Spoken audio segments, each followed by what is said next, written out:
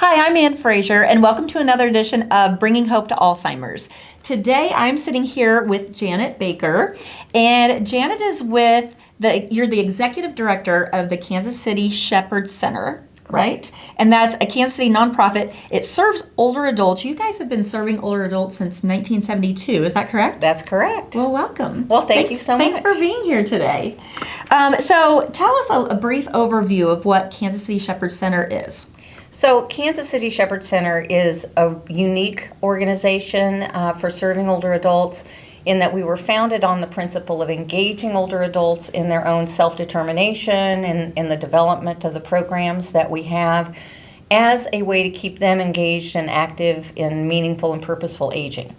So we are a little unique in that we're not the experts providing a program and service to a population as much as we're the facilitators of older adults serving older adults. And the reason for that is because our founder, Dr. Elbert Cole, and the 25 interfaith leaders that he brought together in 1972 saw their members of their churches and their congregations retiring or being forced to retire and leaving the workplace in their 60s with decades of life left, and what are you going to do with it? So their idea was to keep people active and engaged and help plan the programs and execute the programs and volunteer and to stay involved. Okay, so are your programs for anyone in Kansas City? Tell me about that. Like, who is involved in this? Yes, so we have programs that are designed to keep older adults active and engaged in mid-50s and on up, and volunteer opportunities for people of any age. Okay. There are actually 4 Shepherd Centers in Kansas City. And ours is the oldest. We're actually the original, which I love to say, that we started a national movement. There are now 56 Shepherd Centers across the country. Wonderful. In 17 states. Oh my gosh, yeah, that's wonderful. Yeah, so we serve basically south of the river, and there is a Raytown Shepherd Center and one in KCK. So essentially south of the river, Kansas City, Missouri, Johnson County, so forth. Okay. So what inspired you to specialize in working with older adults? What inspired you? You know, I've been asked that question, and it makes me nostalgic because it was just the way I was raised. Mm-hmm. My children were 4th generation members of Emmanuel Lutheran Church on Westport Road, and my parents met there when they were 12 years old, and so I was just raised volunteering at church, and in fact, I've recollected that my mom and dad always had big cars. They had sedans, Cadillacs, because we had a route every Sunday morning where we went around and picked up about 3 or 4 older ladies who didn't have a way to get to church. And so that's where it started, I think. And ever since then, I've been involved in some level of volunteer activity with older adults and had just the privilege and blessing of having grandparents and older relatives that were present in my life and just incredible influences on me. And so it's just been something that's been a passion of mine since I was a little girl. Very good, very good. So this podcast is about brain health, prevention, early detection, and as you probably know that I have pre-Alzheimer's. And so I really, really like to talk about a healthy brain, and part of that is being socially active. Right. During the pandemic, that caused a lot of people to start showing their signs of cognitive decline. Let's talk about that, and if you're seeing the people through the Shepherd Center that are starting to have cognitive issues, or do they have advanced cognitive issues? So what's interesting about Shepherd Center is that we were founded on the whole model is about reducing social isolation and loneliness. So we are sort of the prevention model. And that's been interesting because the people that are engaged are those who do remain active and engaged and cognitively stimulated and are out as much as possible. The people we serve, on the other hand, or even our older adult volunteers serve in our Meals on Wheels program and our in-home senior companion program, our phone pals, etc., are the ones that we probably have seen more decline. And it does come from that social isolation. As a matter of fact, during COVID, we created a new program because we weren't able to do the in-home visits. with our older adults, especially those who are homebound.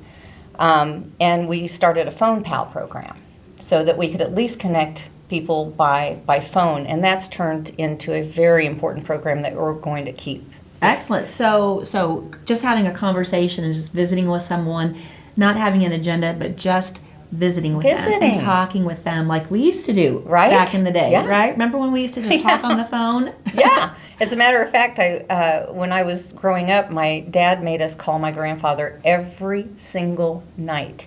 And there was times when I was a preteen that I thought, I don't have anything else to say. I said it yesterday. But you know how important that call was to him, to know his grandchildren were calling, in the evening every single day. And so I feel that very passionately, that when someone is alone, that one phone call during a day is a touch point, and it's a reason to stay awake and to stay alert. And then to the point of your question about cognitive decline during COVID, we have actually seen clinically that with older adults there has been a significantly higher incidence of the onset of dementia and Alzheimer's diseases during this period, more so than other age groups. And a lot of that has to do with the aging brain, but also that isolation. So everything that we do is about keeping people connected, and so that they can remain independent and in their own homes as long as possible, but not alone. Yeah, and that's a really big part of it, because social interaction is huge, but also having someone checking on you that knows you, because, for instance, somebody who's having cognitive issues, if they are not having somebody who's being in touch with them all the time, then when somebody does get in touch with them, they'll see a deeper decline. But if someone's keeping track of them on a daily or a weekly basis, then they might catch some of those things. Interesting. So when we're talking about prevention and early detection, it's like anything. The earlier you catch something, the better it is for your health to get on top of it quickly. So with my being diagnosed with MCI, mild cognitive impairment, and I have the Alzheimer's gene, and I'm very, very conscious of it, obviously, because my whole family has passed away with some form of a dementia, except one person, my dad's mom, my grandmother. And so early detection and being on top of it is key. So do you guys do any training with your people to just, or if people see something in some of your people, do they say something? What does that look like? We do. We've actually, for the last year, been working very hard on a comprehensive assessment tool that we utilize a number of the different scales and daily living scales and cognitive scales and depression scales and so forth, but ask them in a way that are friendly enough that people don't. One of the things I have concerned about with depression scales is when you're talking to someone who's alone and isolated and lonely, and you're saying, "Are you depressed? Do you feel bad?" Well, yeah, I guess I do. So we have to be very careful about how we ask the questions. But we do a baseline as the broadest assessment that we can, and it's very clinically driven. And then we are reevaluating those individuals 6 months and a year later to see if our interventions have had any impact on their scores. And I think that's unique for a nonprofit and a health and human service agency. So I'm very proud of the work that we're doing there. That is very unique. That's a great thing so. If I could go back to your issue of isolation and onset of dementia, we know that we were founded on the intuition and the belief and the experience of our founders. But research is now caught up 50 years later, right? And so what we now know is that that isolation and chronic loneliness increases the rate of dementia by 50%. Absolutely, it does. Yeah, and so and the rate of death by all causes by 40%. So when I hear people say, "Oh, isn't that nice? You're doing things for those older people. Oh, how sweet." No, this is life-saving, clinically proven, research-driven work. Mm-hmm. It is. It is, and the brain has to have interaction. absolutely Yes. has to have interaction. Yeah. It's not the only thing, exercise and all the things we've talked about, eating right and those things, but interaction is huge, which plays a lot into mental health, but also cognitive health. Right. Right. Okay. What challenges are you guys facing at Kansas City Shepherd Center? Well, the one that I lose sleep over the most is the fact that we represent a population that is growing faster than any other demographic segment, that has the highest needs in terms of support in order to stay well and healthy and independent at home, and yet only 1 to 2% of philanthropic funding goes to support older adults. And that makes me really angry. So it's constant trying to educate the funding community and philanthropy and donors that this is the best ROI you're going to get. Because if we can keep people out of the hospital, out of institutions, out of nursing homes, Medicare spends $6.7 billion a year on conditions related to isolation and loneliness. And yet we only get... That's a huge number. It's a huge number.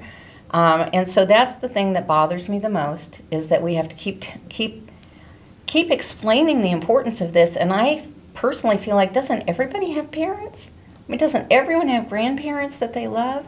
I can feed an older adult a hot meal and a daily well check 5 days a week for a year for less than the cost of a day in the hospital.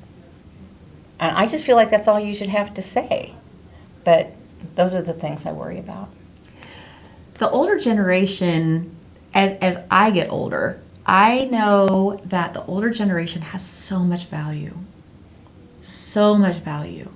And I think that we're so technology driven, and we're so driven in our jobs, and we're so driven that spending time with older people is invaluable.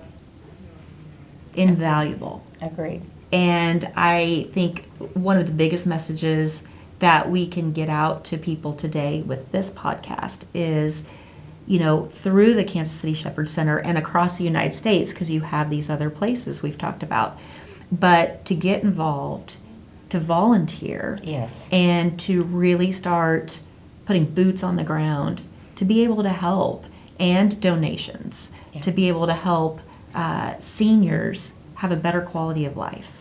And if I could say, even if it's only out of enlightened self-interest, you are going to win more by sitting down with an older adult and learning, not just listening to their stories, but you're going to learn more. Look at Kansas City. I mean, look at our legacy in Kansas City, and the Hall family and the Kemper family and the Rock Hills and the people who built this city. Wouldn't you learn a lot by sitting down with some of those who are still around? And we have a number of people who are still around in their 90s and 100-year-olds that it's a joy to sit and listen to them. And there's a lot to be learned Yes. from them. Agreed. And you mentioned volunteering. That's how we survive. We have a staff of 18, but we serve 3,500 people a year. We can only do that through volunteers. Right. And our Meals on Wheels program, we have about 50 volunteer drivers. Some of them have been doing this for 20 years. I mean, they don't do that just to do something good for someone else. It feels good to be able to do that. We have 300 volunteers that rake older adults' yards during the fall. And that could be school groups or scouting groups or corporate groups or church groups or individuals. And it feels good to do something. It feels good to do something good. It does. It absolutely does. And I think sometimes that's a lost art. Because, again, of just filling our schedule so full. And so when we're talking about volunteering, how do people get to be able to volunteer with you? Tell us a little bit about, if people hear this podcast and they're like, how can I get involved? What do they do? Well, super easy. Go to our website, which is kcshepardscenter.org. And there's a tab on there, How to Help. And it's everything from, would you like to drive and deliver Meals on Wheels or work in the kitchen? Or would you like to rake leaves? Or would you like to help with an event? Would you like to serve on our board or a committee? Or work in our office. We have 3 wonderful older adults who are our volunteer receptionists in our office. And there's always something to do. so that we can make the best use of the community resources that we have. And we need to keep our staff small and our impact big. Right. When my dad, he delivered Meals on Wheels for so much of his adult life. And after my dad was diagnosed with dementia and he couldn't drive any longer, and I was their caretaker for the last 3 years of my parents' lives. And so for 2 of the years, his last year things got really rough, but for 2 years I drove him in my car, and we went and picked meals up together, and I drove him around, and it was kind of the thing we did every Tuesday. Oh, wonderful. And it was really special. It was a special time with him. I haven't thought about that in a long time. Yeah, that's very special. And you'd be amazed how many people you mention Meals on Wheels and they have stories just like that. You know, well, I used to, my dad or my mom or I or whatever. And can I also say that Kansas City Shepherd Center is the organization that brought Meals on Wheels to Kansas City in 1972. I did not know that. I know. I love that. Yeah. Oh, what have we not talked about that you'd like to say?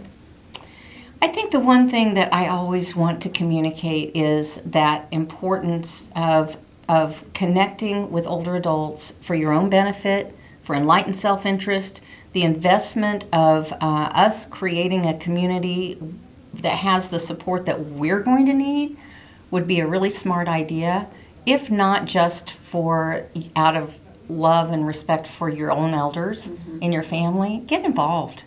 Come talk to us. If someone says I want to volunteer, there will be something they can do. I love doing these podcasts because I meet so many great people, and that's part of what we're doing this for, is to be able to get the word out, not only Kansas City, but nationwide.